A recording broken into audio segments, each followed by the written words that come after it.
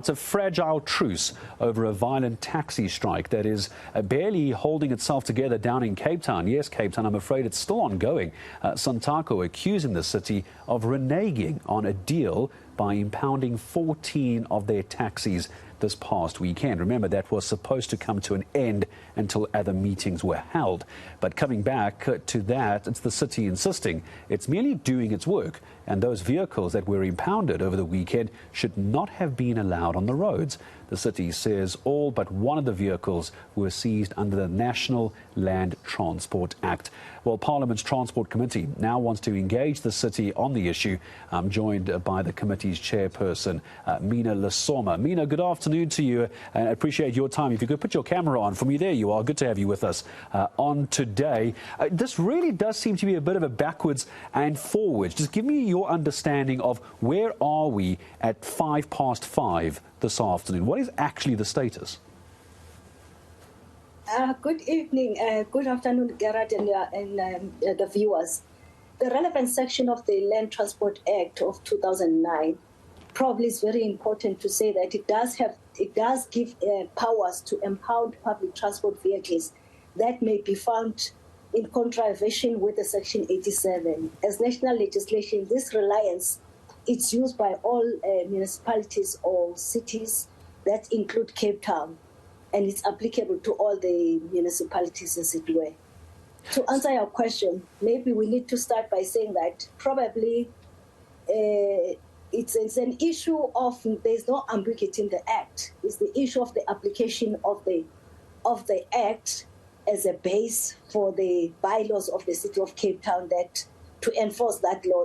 It tends to appear from where I'm seated that there has been some discrepancies or unfairly in terms of the applications, because we wouldn't have not have other problems in other cities if it was the challenge was or the problem was the act. So does the city of Cape Town as a municipality, forgive me, Mina, is what I'm hearing then is the laws the same around the country, including the city of Cape Town. It's just they're being applied incorrectly or indiscriminately. Is that the issue that I'm picking up here?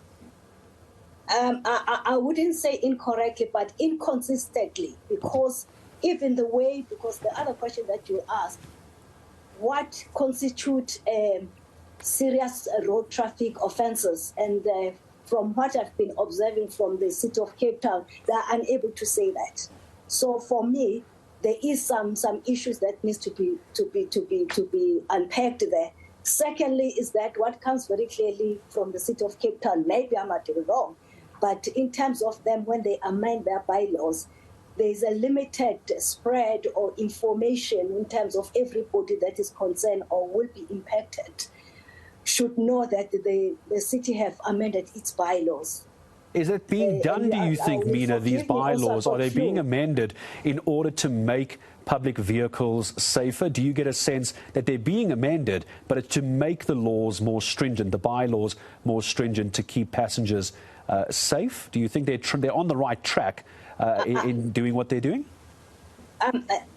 What I can say is that it seems like it's applicable